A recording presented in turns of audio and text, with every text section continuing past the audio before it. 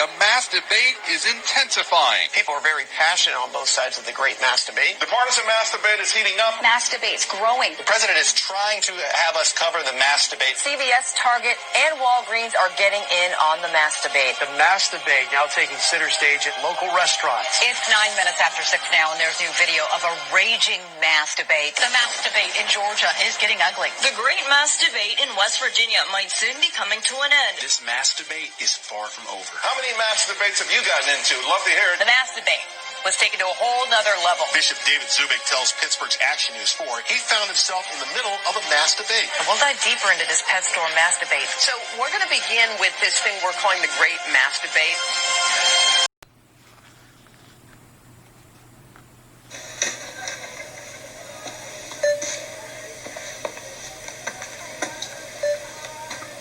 A lot of man-sized tissues. My family get the cold? No, it's for my son Stephen. He's 14 now. He's just started masturbating. Masturbate? Smashing. That's exactly what I think of the media. They're 14 years old and just started masturbating. Anyways, enough of that. Did a little quickie on my tin, kind of degreased it. There's still some stuff on there. It's almost like it's baked on tar, like undercoating or something. You have to take a hammer and chisel to knock it off. But I cleaned it up really good and sprayed a little satin black on it. Anything that needed beaten back in place, I did so. On this pipe right here, I welded a little washer because it was getting to a point where it was bending back and forth where it wouldn't have worked very long. This heat exchanger got a new piece of pipe on the end of it. I had a, what do they call that? An adapter for exhaust.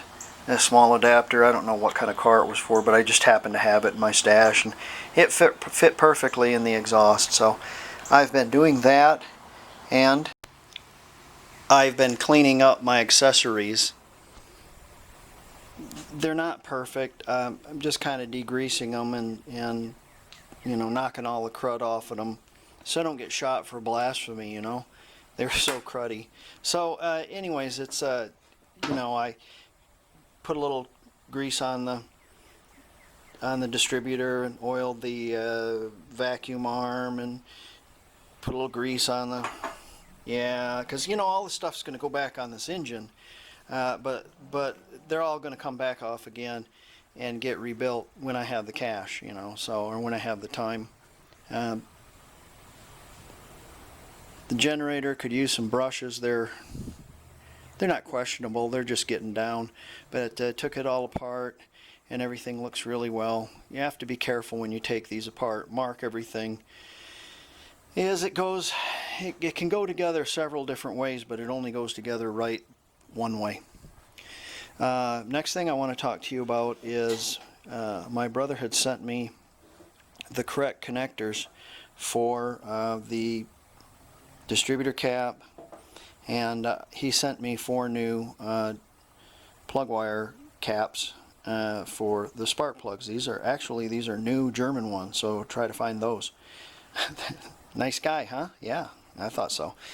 What we're going to do here is we're going to make spark plug cables, and we're going to use the original stuff that they use. Some of this Packard 440. It's a copper cable. It's copper inside. And let's see, what was I going to say? Oh, I want to tell you how much it was. This is 50 feet of cable and it costs $50, so you guys can figure that out.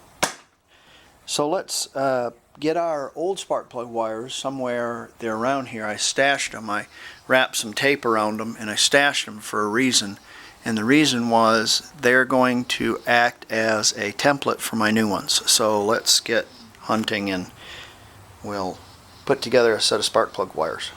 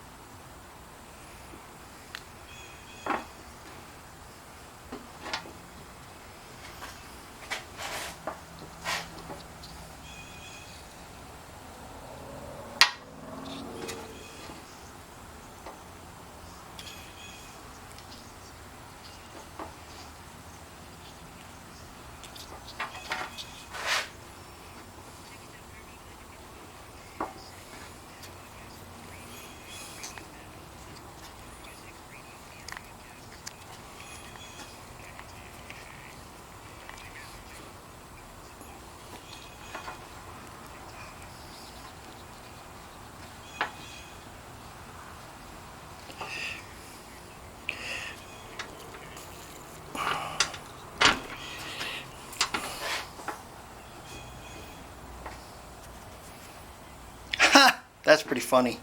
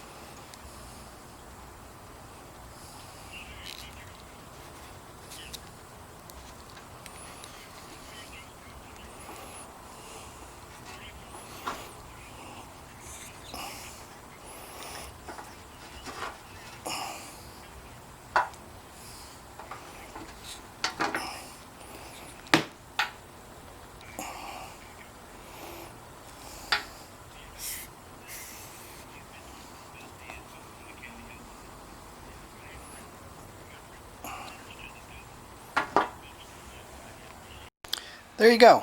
Nice set of custom cables. Now, I had a video before about spark plugs and spark plug wires and whatnot like that. And with a point distributor, which I'm going to have, I want copper cables, original ends. These are German. And 1000 ohm, 1K ohm spark plug ends with the non-resistor Bosch spark plugs, the hard ones, the ones that are hard to find. Okay, if you've got an electronic distributor and you've got graphite wires and you've got the Russian spark plugs with the resistors in them, hey, God bless you, that's great. I'm going to do this by the book. So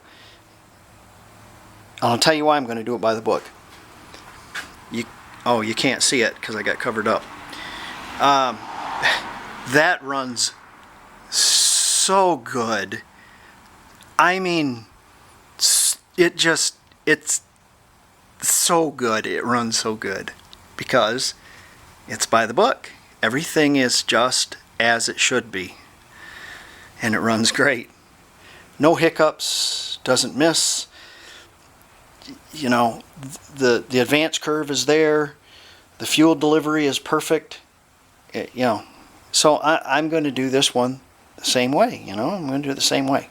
At best to my ability, I'm going to do it the same way. That being said, here's two cranks, okay, and I could turn them. In fact, this one here really isn't too bad at all. I could probably get by with just putting bearings on it and go. But I bought another crank, and I bought a forged crank. Okay. Incidentally, if you buy a cast crank and you hit it like that, it won't ring. All with a flywheel also, it won't ring. It'll just go thump. This'll ring if you get it up off of the. There you go. Anyways, so I bought a forged crank, but it's Chinese, but it's the original bearing journals, and they're perfect. Okay, measured the journals and they're spot on, but it does have an 8-pin 8-dowel, so I had to get my flywheel drilled.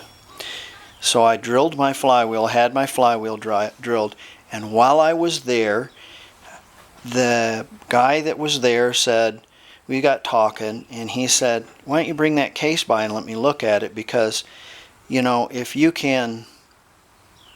I can line bore it, there won't be anything wrong with building a single port 53 horsepower engine with that. It'll last a long time. Now, if you're going to build a high horsepower monster, he says, I don't suggest doing that, and I suggest you getting an aftermarket case like an Autolina case, which I have. So I'm sorry this is taking so long. I have all the parts to put this thing together right now, but I want to use my original case if I can. So be patient with me, and we'll get everything together. I mean, on camera it'll be a wink of an eye, but you guys will be waiting 2 weeks for video. So, all right, let me get working on some other stuff. I've got bags of things that need to be cleaned and sorted so I can be ready. Plus, I have to clean this giant goat screw of a garage up so it's not so dusty and gritty and gross before I put my engine together.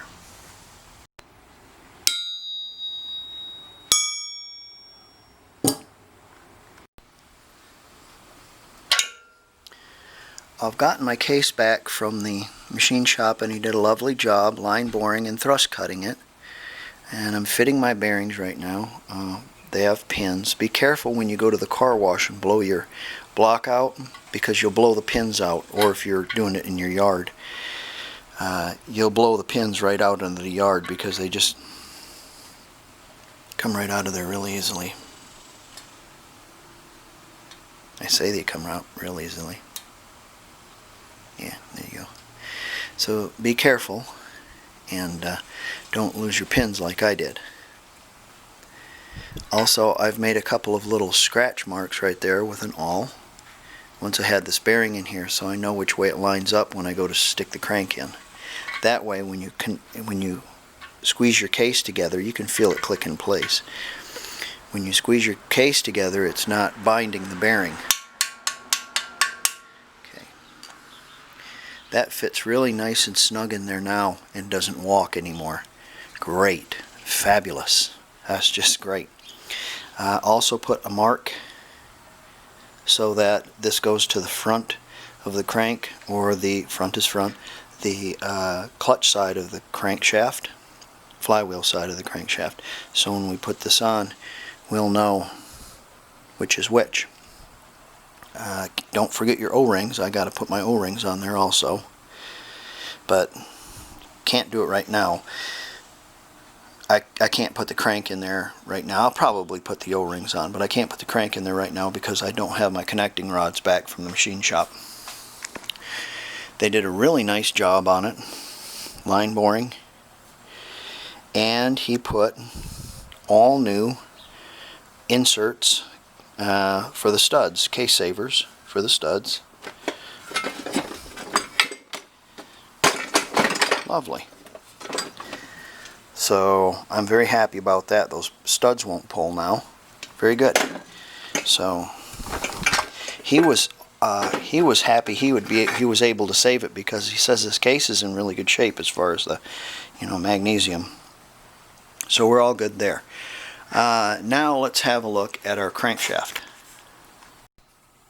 Okay, you want to have a nice clean surface to work on, and so this is our crankshaft on our nice clean surface, and this crankshaft has 4 main bearings, all of them different.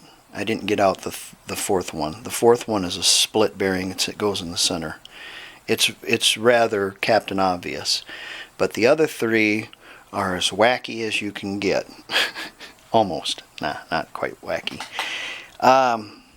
This one here, make sure you grease your journals and grease your bearing with some engine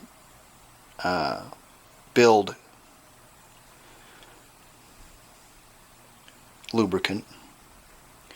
Will slide right on there like that. Now, if you look at this bearing, on it, it says standard, okay, and then it says, it has some other stuff that relates to the case. One of these measurements on here relate to the size of the case, because as they bore the case, the bearing has to get bigger. That's as big as they get. You can't make them any bigger than that. They don't make them any bigger than that. So that's as far as this case will go. But they do make undersized or bigger bearings going this way, because when you turn your crank, the bearing gets thicker and thicker still. So I have a standard crank, which is the standard journals. They're the standard size, but the case is different. So bearings can go up and down in size, and you must make sure they're precise. if any time you put a bearing on and it does not move freely, or it has wads of slack in it, don't put your engine together because it's wrong, okay? Now, when we put this together, we know that the dot here, the purple dot that I put, is towards the front. So these are all important things. We have this all lined out because this is how that'll come off of there. The timing gear first, which is a crank gear, and the two dots right there, they go on the outside, okay? And then this collar, and then this distributor drive gear, you can put it on there the same way. Now you know, because it's got a wear spot there at the top, see right there, that this collar was in that kind of situation right there. So it didn't completely, so you know where it goes, because the clip would cover it completely. So put it on the same way. I don't think it matters, but you can look at Captain Obvious and put it on the same way. Then the bearing goes on, the front bearing, and then the Woodruff key, no. Then the slinger, then the Woodruff key.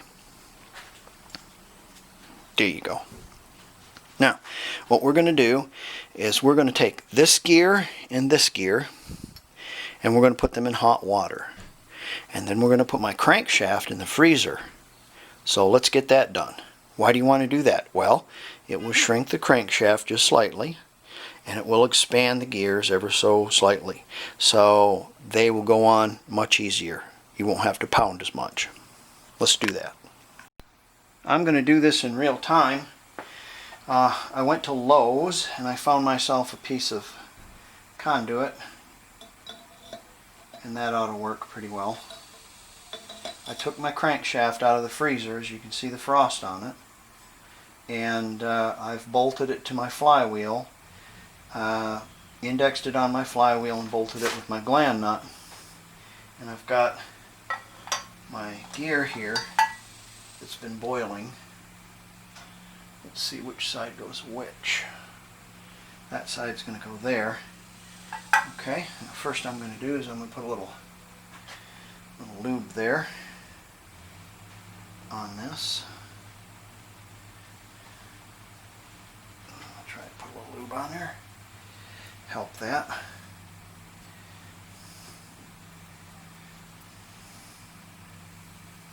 The whole idea is the crankshaft is cold, so it's contracted, and the gears are hot, so they're expanded. And we're going to have one more look at our bearing, and there's our mark, and our mark is towards the flywheel, so we're good. And we have our bearing on, and so the next thing that's got to go on is the gear. So we take it out of the heat and have a look. God, it's hot. Put that right there. Very carefully. See if we can.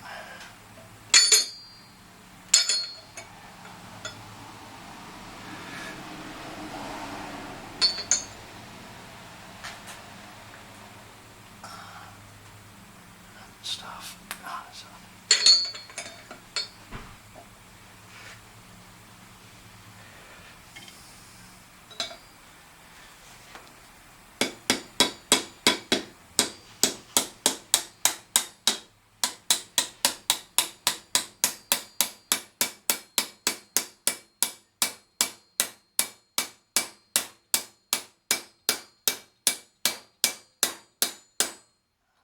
She's right down flush. We've already put our keyway in, of course, right there. Next is going to be this ring. Okay.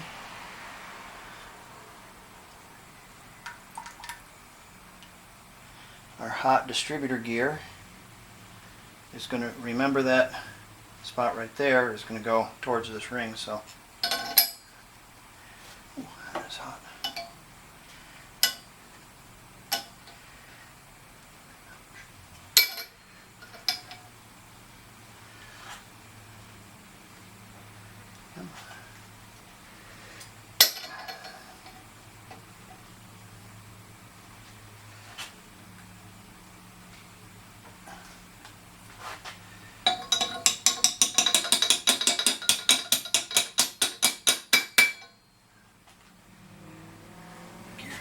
right. Lined up like it should be. Hold on, let me get this lined up. I had to grab me another pair of glasses so I could see.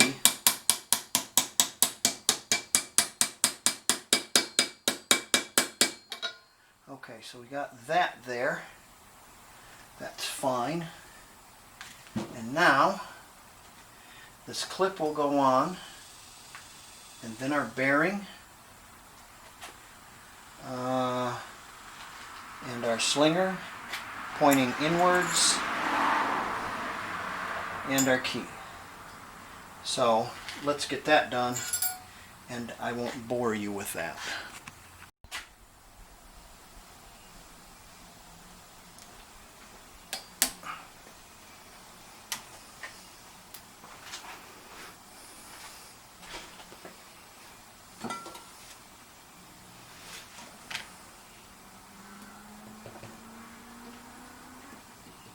This crank is sweating profusely, and as soon as I'm done here, I'm going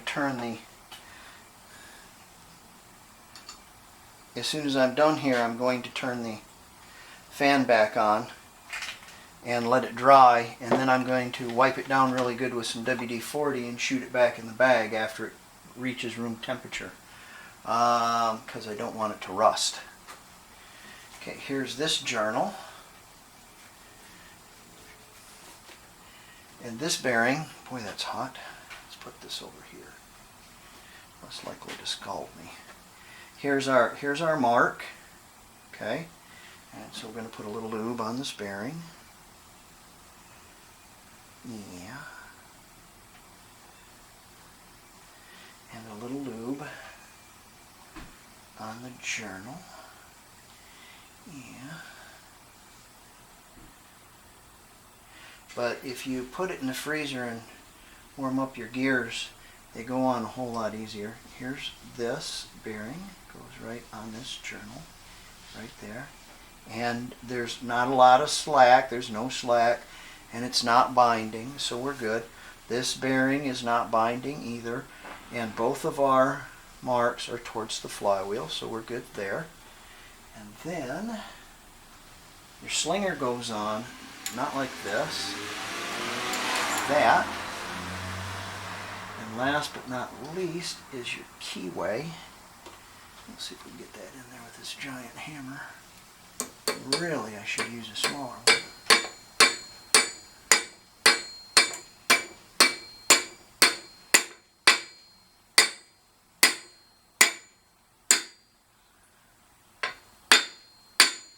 There you go. Now, I'll wipe all the sweat off of this. What I'm going to do now is pick up my lube, turn the fan on and let this dry, and then I'm going to shoot some WD on it so it doesn't rust. Wouldn't that be a shame, as my absolutely new chromoly forged crank were all rusty. Be a bad deal. Bad deal indeed. There you go. That's as far as I can go on this right now. So not too much I can do. And I'm waiting on connecting rods, but we're working a little bit by a little bit. I took that other engine in, and he said it was in better shape than this engine, so he should be able to easily line bore that. And he says it doesn't really need to be thrust cut, but he's going to do it anyways and have us a whole fresh thrust on it so things aren't boogered up. He's going to check the alignment of the cases, and he's also going to do inserts, stud inserts too. That's not quite right. Where she is. Anyways, there's you go. Well, that's the end of the VW stuff. On to the politics. So you can just shut it off now if you don't want to watch politics. Thank you for watching me wrench on this Volkswagen, and have a great day. Bye. Well, apparently I was wrong. Joe did not pick Michelle. And I'll tell you why he didn't pick Michelle. Because Michelle could not be handled. Michelle has too much money, and the handlers could not get her to say anything they wanted to on the prompter. So they got Kamala Harris. Well, why not Bernie? Wasn't Bernie the runner-up? You know, what's the deal there? You know, she didn't even make it through the Democratic primary. And you know why? Because her constituents didn't like her. Simple. But the left picked her. You know why? Because she'll say anything in front of the teleprompter. That's why. Because the handlers can handle her. Okay, the news is going on and on about her being a pragmatic moderate. A pragmatic moderate. No, she is anything but a moderate. Look at her gun control, giving free medical care to illegals, says that ICE is like the KKK. It goes on and on like this. So the media reports Biden being ahead by 55%, right? Okay, Trump's down 45%. Why? We all know Trump is leading. We all know it. Why do they keep doing that? Well, I'll tell you why. Because if Trump is being beaten, why have a debate? Right? If you're ahead, why do you need to have a debate? You can just keep ducking the debates, see? And see, Joe doesn't have to go in front of a debate, because in a debate, Joe's going to put his foot in his mouth because he's going cuckoo. Now, God bless him. God bless him. We're all going to go that way, okay? We're all going to go Alzheimer's. Either that or die of heart attacks. God bless him. But a person who has Alzheimer's and can't speak is not in good health and can't run the country. Sorry. Now, Biden goes on again and he says, this is a quote, "Masks should be worn outdoors at all times for the next 3 months." Why 3 months? Well, you don't know? So there's no debate. Remember, his mind is going. Okay, so no debate. And maybe they get a win, okay? And then in 3 months, he bows out due to health, and Kamala is president. Now, how much you want to bet Omar would be made Secretary of State, Ilhan Omar? So you'd have two flaming socialists as president and vice president. Remember to vote Trump. That's all I can say. Remember to vote Trump. I'm proud of that. I'm not embarrassed or afraid. I'm proud.